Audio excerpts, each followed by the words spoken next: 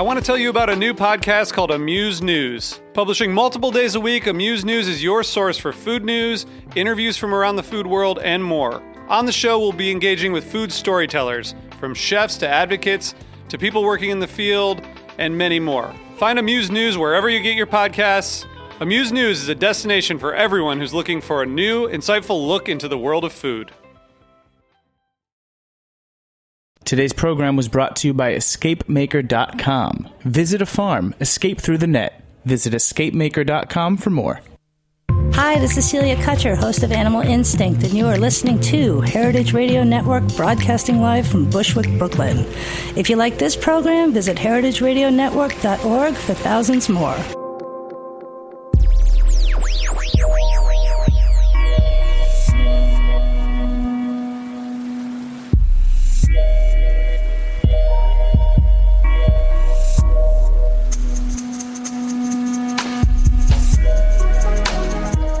All right. Thank you so much for tuning in to the Heritage Radio Network. We are coming to you, as always, from the back of Roberta's Pizza. It's a beautiful sunny May day here in Bushwick, Brooklyn. You're listening to The Farm Report. I'm your host, Erin Fairbanks.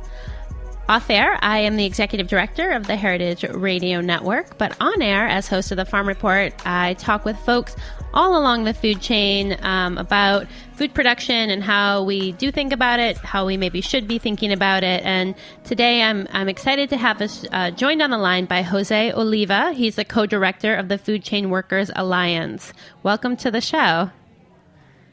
Thank you so much for having me, Erin. I'm glad to be here. So we are kind of continuing our ongoing coverage and partnership with Slow Food USA in preparation for their Slow Meat Conference, Summit Conference that's coming up this June. And Jose, we got connected through Megan, who's my co-producer on this series, and your organization, the Food Chain Workers Alliance, is really a coalition of worker-based orgs, really thinking broadly about the entire food chain, from the people who plant, harvest, process, pack, transport, prepare, serve, and sell our food. And your organization is looking to support fair wages and enhance working conditions for everyone along this food chain, which is super exciting. I feel like your organization, in a lot of ways, is an organizational representation of what I try to highlight on my show every week. Can you tell us a little bit about how the group got started and how you got involved? Sure, absolutely. As you said, we're a membership-based organization. We're made up of groups that represent food workers, from farms to processing plants to restaurants, right? So what I like to say is that from field to fork, it's our members that make food happen. Our combined membership is close to 300,000 strong. We got started a little bit over 5 years ago, and when we got started, the reason we got started is that many of our members, I was actually a restaurant worker for many, many years, and was one of the participants of the Restaurant Opportunity Center, which is one of the restaurant worker organizations in the U.S. And we had tons of people coming to us, members, restaurant workers, who were telling us our clients, our customers, come into our restaurant and they ask about the food. They ask about whether this chicken is organic. They ask about, where these berries were grown. They ask about whether there were pesticides used in this particular salad. But no one ever asks about the workers, right? The people who are actually growing the food, who are transporting the food, who are serving the food. And so it became pretty evident to us that there was this need, right, to create some kind of presence in the growing discourse around food that talked specifically about workers. And so ROC, along with a few other organizations, including the Coalition of Immokalee Workers, which is a farm worker group down in Immokalee, Florida, along with brand workers, which is another group right there in your backyard in New York, along with Northwest Arkansas Workers Center, which organizes poultry workers or poultry processing workers. We all came together and decided to form this Food Chain Workers Alliance. And the alliance, originally our goal was let's insert workers into this ongoing conversation around food, right? So that we are also at the table when we're talking about, how to improve our food system. And what we noticed in the process of doing that is that the food movement itself was sort of subdivided into these three other categories, right? There were folks who were concerned about what food does to the human body, so health folks, right? There were folks who were concerned about what food does to our environment, and then there were folks who were concerned about what food does to communities, both in terms of access to good food in low-income communities of color, and also in terms of urban ag and rural agriculture as well, right? So as we grew and as our presence and our footprint grew inside of the food movement, we started to realize that we needed to actually speak with one voice, given that the problems that we're looking at in the food system are actually not about one of the areas, right? It's ultimately the bad food that is being grown that's making us sick, that's also destroying the environment, and that pays low wages and bad working conditions for workers, right? So systemically, we have to change that. It's not about, the workers only or the health of the human being only or the health of the environment only. So that's it. That's our story. Since we started in 2008, we started to do a lot of work bringing together those four elements of the food movement. We're now at the point where we're pushing local municipal ordinances that we're referring to as the good food purchasing policies as a way of actually unifying the food movement, right? Because each one of these purchasing policies, what it does is creates a filter for the food that is bought by municipalities, right? So right now in most municipalities, people or the folks who are in charge of buying the food for that municipality have one criteria, which is buy the cheapest food. And what we're saying is that's not enough, right? We need to buy good food for the kids of our public school systems, and we need to buy healthy food for our environment, and we need to buy food that actually feeds the economic incentives of our own communities, right, and pays living wages and good working conditions. So that's what the good food purchasing policies do. We recently passed one in LA in 2012, and now currently are working in New York and in Chicago and a couple of other places in the Bay Area, for instance, to pass good food purchasing policies there.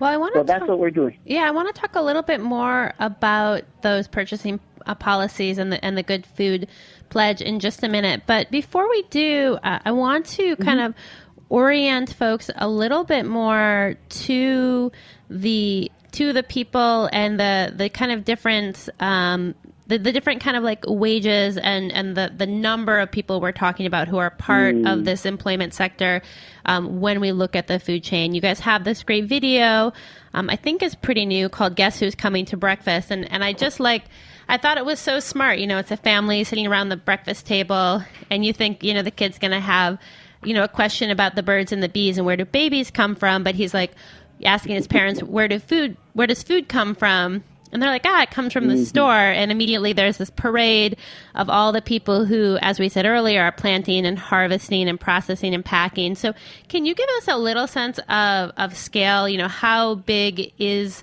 this industry? And then kind of as a follow-up to that, when we're looking at these workers, from the farm to the store or to the restaurant, is there a group that is most affected or most critically in need of kind of support or attention? Where are the kind of real target zones, if there are any? Yeah, that's a fantastic question. Yeah, so when we talk about the food system from an economic perspective, we're talking about the largest private sector employer in the United States, right, with well over 20 million workers. So you can do this informal poll right now with some of the folks around you. But if you ask people who has worked in a restaurant, you'll always get people raising their hands, right? It's about 50% of Americans who have worked or will work in the restaurant industry. It's a huge number. So restaurant workers by themselves are about 13 million of that 20 million number. Oh, wow. And, again, from an economic perspective, the interesting thing about the food system is that because it is now the largest private sector employer, it is actually setting trends. It's setting wages and conditions trends for the rest of the economy. So think of it this way. When we had manufacturing as the core of our economy, their wages and their conditions set the tone for the rest of the economy, right? So people needed to compete from a supply and demand point of view with manufacturing when they offered jobs. And so that meant that you had relatively high wages, or not high necessarily, but livable wages. Right. And you had some benefits that were offered by most employers. As manufacturing became less prevalent in our economy, and now obviously it's almost completely decimated, and as the food system began to take over, those wages and those conditions just took a nosedive, right? The average wage for a food worker is in the $8.50 an hour range.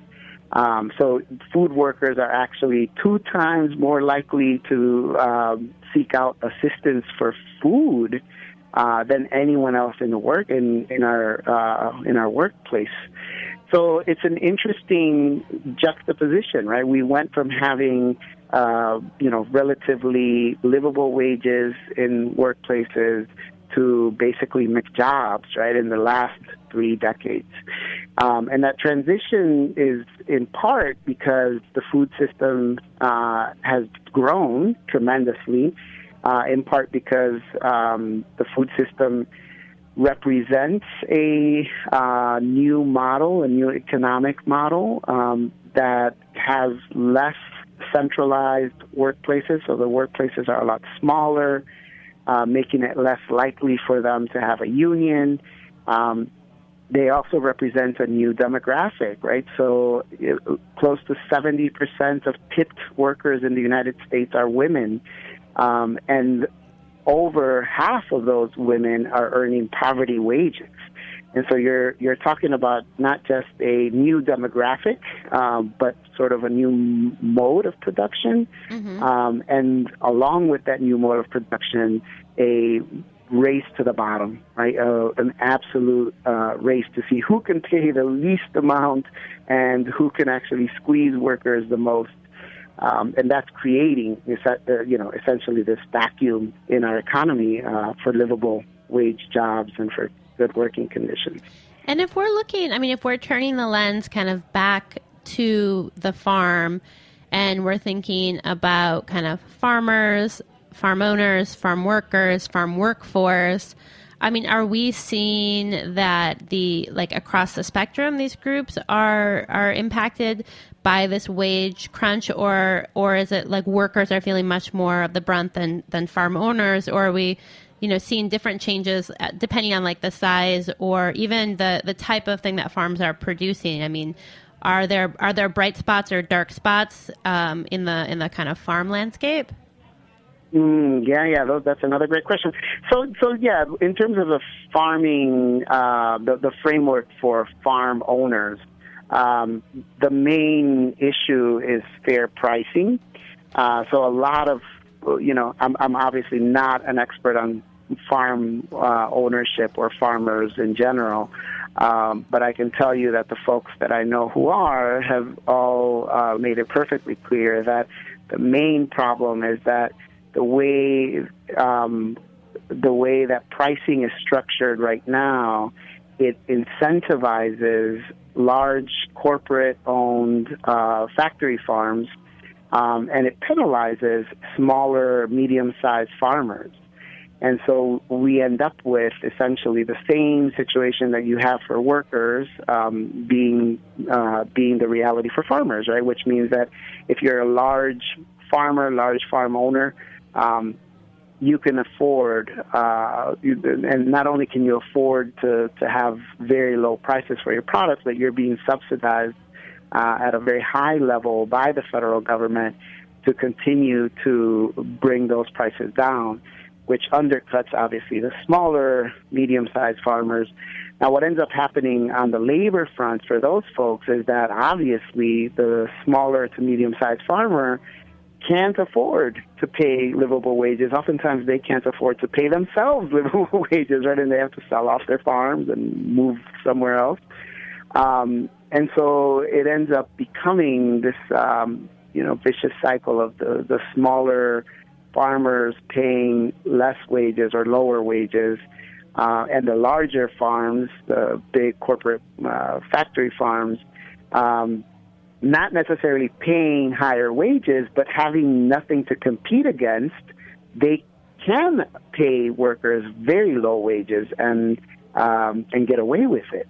And so, we end up with a really vicious cycle, race to the bottom, where smaller farmers are being squeezed on both ends, and the incentive is basically to either sell off your land, sell the land to a large corporate factory farm, or to become something else, to move on into a different industry.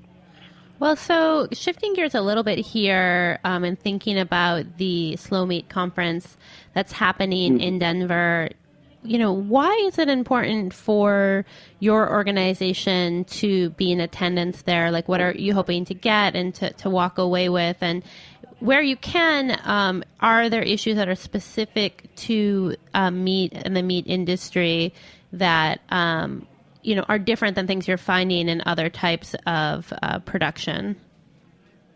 Yeah, so we're attending and we're involved in the slow meat movement for two reasons. One, it's everything that is better for the environment and for our health is also better for workers.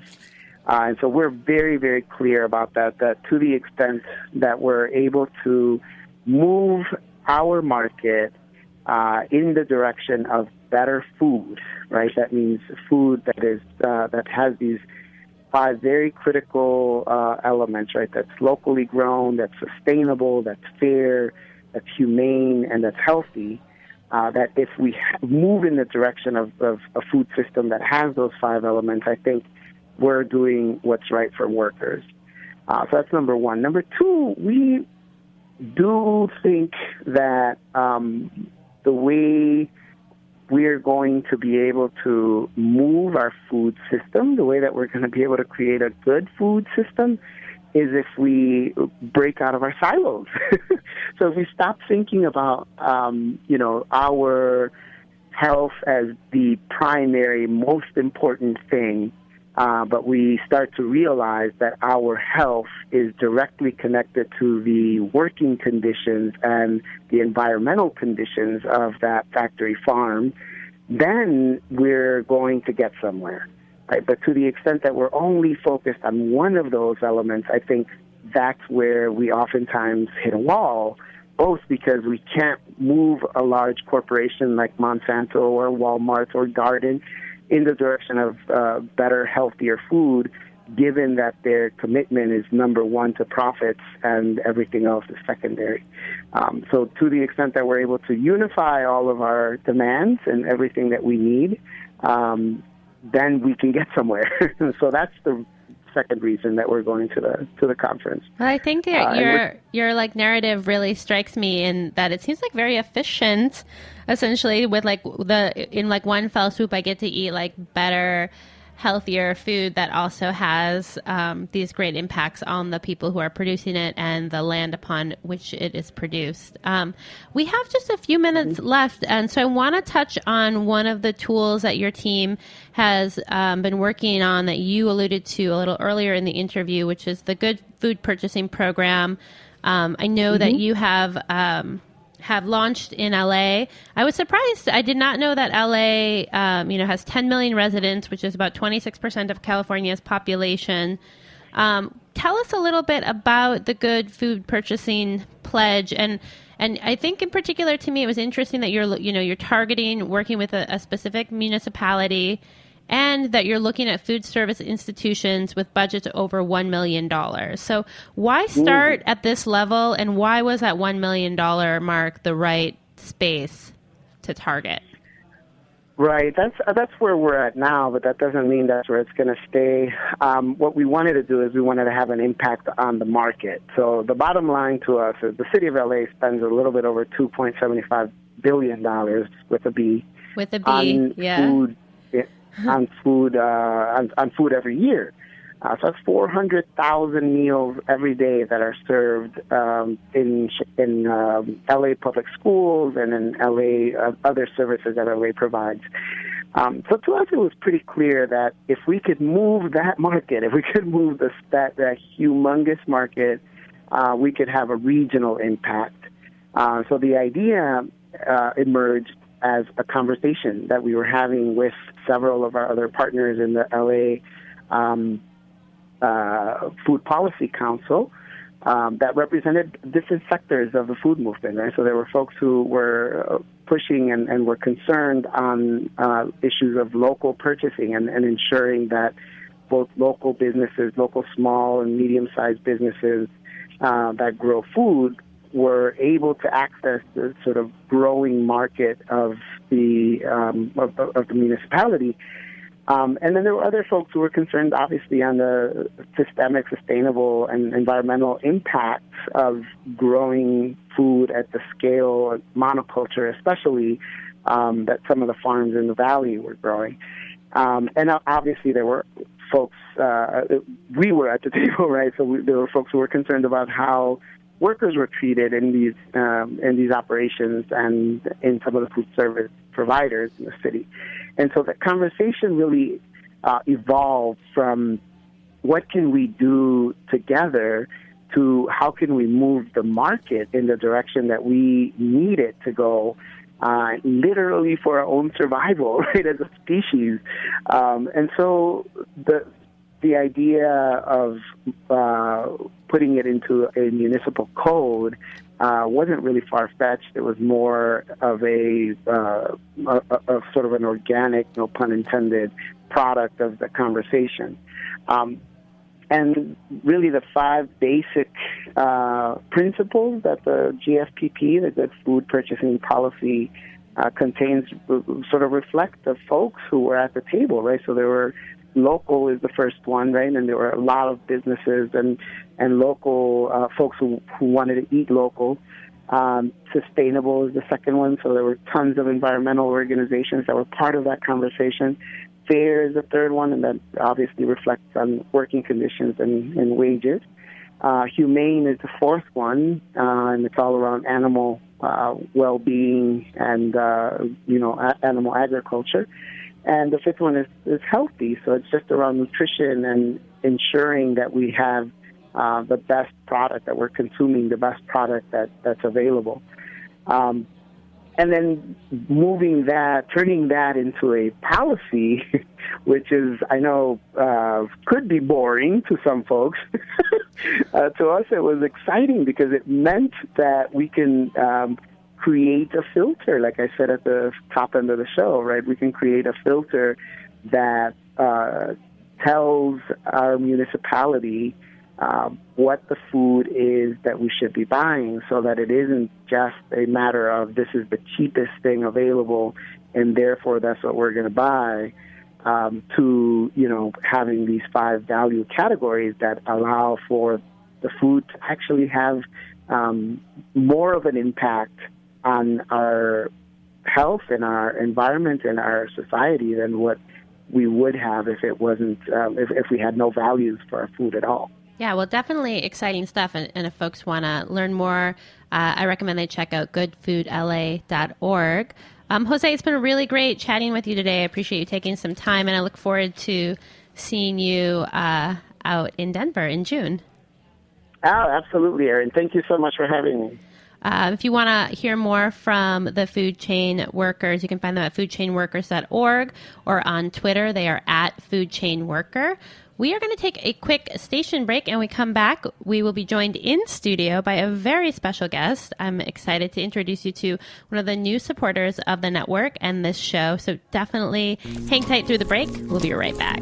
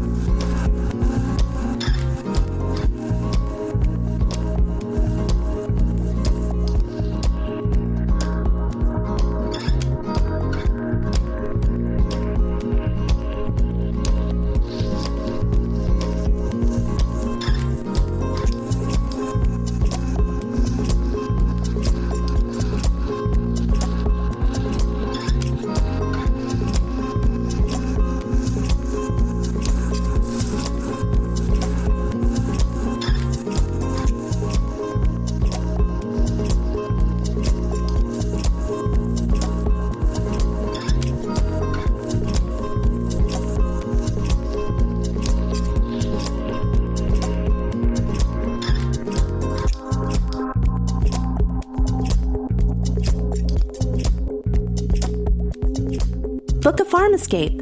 EscapeMaker.com, a guide to local getaways, is offering a 2-night farm escape that includes lodging, a visit to an apiary, wine tasting at a vineyard, and a special tour of Bobolink Dairy and Bakehouse in Milford, New Jersey. Transportation is included. For details, visit EscapeMaker.com or come by the Bobolink Dairy stand at the new open-air Fulton Stall Market on Front Street in the South Street Seaport District. Located where New York City's public food markets began in the 1800s, Fulton Stall Market is open weekends 10 to 5 and is the first farmers market in the city to offer ready-to-eat foods made by the farmers who produce them, along with a radio station, live music, and cooking workshops for families. Now offering spring flowers and plants, organic vegetables, pizza made in a wood-burning oven using farm ingredients, local fruit preserves, yogurts, and ice cream, and Bobolink Dairy's famous artisanal cheese and breads. The market is a great reason to rediscover the authentic seaport. For more information, visit FultonStallMarket.com. We are students at Girls Prep, and you're listening to Heritage Radio Network. All right, we are back. You, of course, are listening to the Farm Report, and we are going to bring you more of that lovely voice you heard on the break. We are joined in the studio by Chris De La Torre. How'd I do? Pretty good. Awesome. I wanted to add more like to it, but I got nervous. Of EscapeMaker.com. EscapeMaker.com is a new underwriter of the Heritage Radio Network, and every week on the Farm Report throughout the summer, we're going to be hearing a little bit from them. They're going to be highlighting some amazing opportunities to explore the food and farming world beyond the studio doors. But we thought we would kick it off with a little bit of an introduction for our listeners. On EscapeMaker.com, we'll get a chance to hear from Chris about their work and what you guys can look forward to on the weekly update from them. So jumping in, I mean, we heard a little bit obviously in the break, but EscapeMaker, what can folks expect if they hit up the website and start to explore your services a little bit? Cool. Well, first, thank you so much for having me in the studio. It's always really fun to come over to Roberta's. We have so many projects going right now to promote farm visits and agritourism and bringing on some farm partners to Heritage, to your show, is a big part of letting people know what options there are in and outside of the city so that they can get involved in understanding where their food comes from, but also as a really important component of economic development for regional farms. So we are kind of tackling this from a couple of different ways. One is you can visit us at Grow NYC Green Markets all season long. We're popping up all around the city to talk to consumers about farm visits that they can go on and any special events that are coming up in the season. We're handing out apples, courtesy of New York Apple Association. Free apples. They've been a hit. People love free things in the market, and the apples are beautiful. And you can take an apple from us and then go speak to the grower who's typically in the market, a couple stands down. So there's like a nice synchronicity there, we'll say. So that's one thing. And then we've got farmers coming in to tell you in their words what they're up to out on the farm. And then very, very soon you're going to be able to go to our website and find packages that it's kind of a neat little bundle of how you get to the farm, what you can do on the farm, and either a farm overnight stay or a place nearby, like a local B&B. And so we're developing relationships and kind of connecting the dots between regional transportation options, and we're really trying to prioritize alternative means of transportation. So maybe if you don't have a car but you still want to get out of the city, we're going to give you as much opportunity and information to do that. That is like definitely where I'm at. I'm like, no car, what do I do? So many people, and there is something that that adds an experiential component, even if you do have a car and maybe you're trying to reduce your carbon footprint, or maybe you just haven't been on Metro North, let's say, and seen the beautiful ride from Grand Central Station out to Poughkeepsie. And along the way, there are a lot of sort of agriculturally relevant stops that you can visit. It's really a nice experience. That's awesome. So I think, one of the things that I feel like I really gained looking at agritourism is there's something so informative. There's like such a learning experience about actually putting your feet to the ground and being on a farm, talking with food producers in essentially like their hood. And the benefits of that are kind of beyond what you get as like your personal experience, but it also becomes this whole other kind of economic engine and resource for producers in the region to draw a little more income from some different sources. How do you guys decide what producers are a good fit to work with? That is a great question and an excellent point about sort of the economic strength of offering some sort of farm visit or class. Right now, we are connecting with farmers, primarily farmers who are associated with Grow NYC and the New York City Green Market, not exclusively, but those are some of our first partners.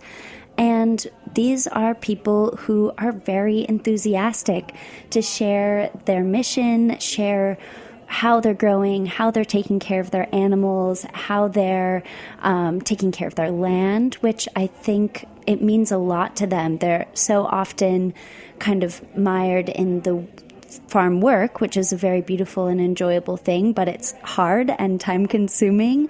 And to draw people out to them, and they're already passionate about it. They expressed it to us either by filling out an agritourism survey we sent out twice previously.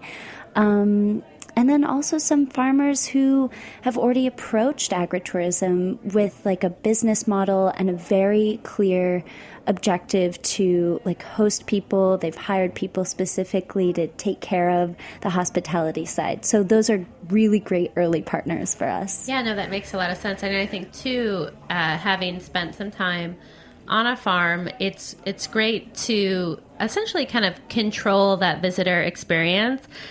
You want to be like warm and welcoming anytime someone shows up, but ultimately like you're on a schedule, and being able to create a little bit more of a structure where you can kind of like plan for that visit and really make sure that you're providing someone with like an enhanced experience is like such a tool kit. And it'll be interesting to see as the program develops, like what learnings you guys are going to have about what really works and what maybe you thought might work but wasn't going to. Yes, that learning curve is already fully happening.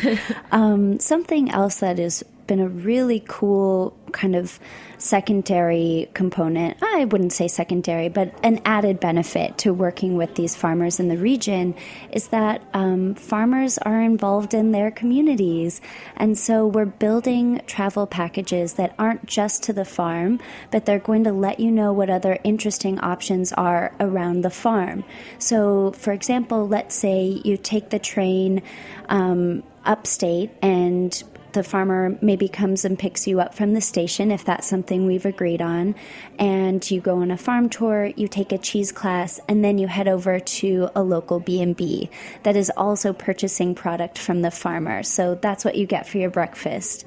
And then maybe the next day you go on a hike, or maybe there's a great cultural institution nearby, a great movie theater, or what are some examples? I'm like ice cream. Buren. I'm like ice cream. Ice cream. Local ice cream.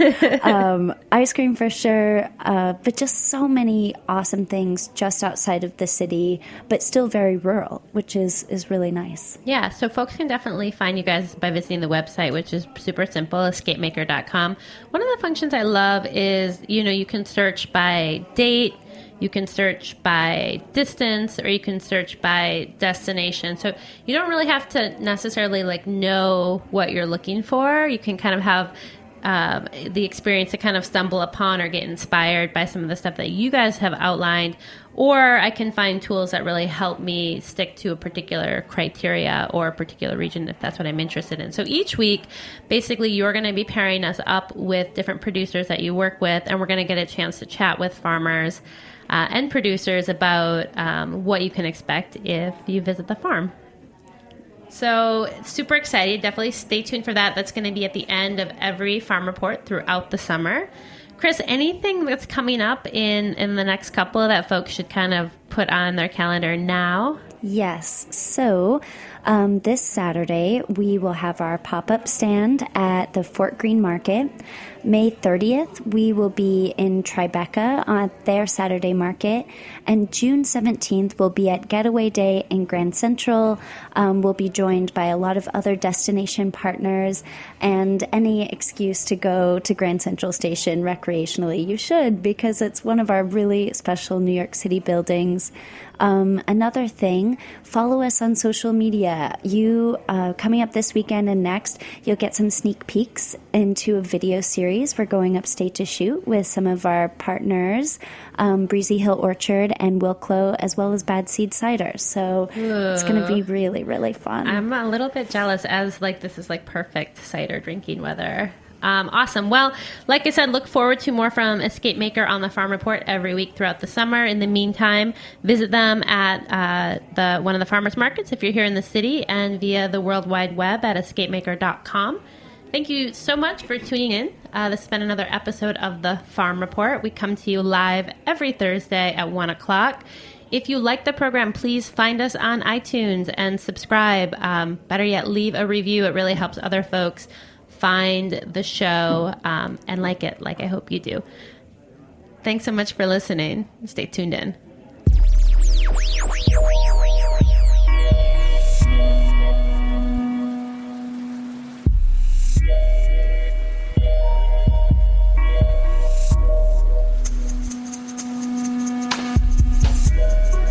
Thanks for listening to this program on heritageradionetwork.org.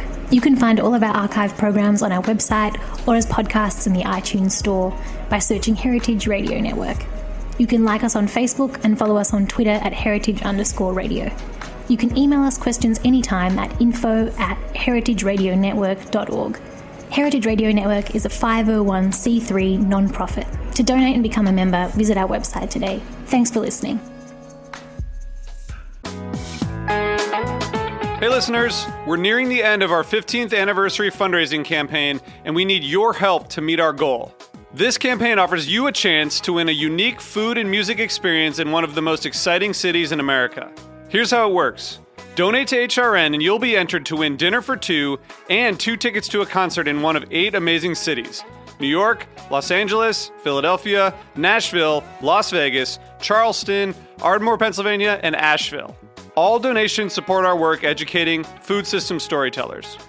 And when you donate, you can choose one of those cities and you'll be entered to win dinner and 2 tickets to a show. So help us reach our goal and enter to win dinner and a show in the city of your choice. Check out heritageradionetwork.org/15 to donate and enter to win today. That's heritageradionetwork.org/15.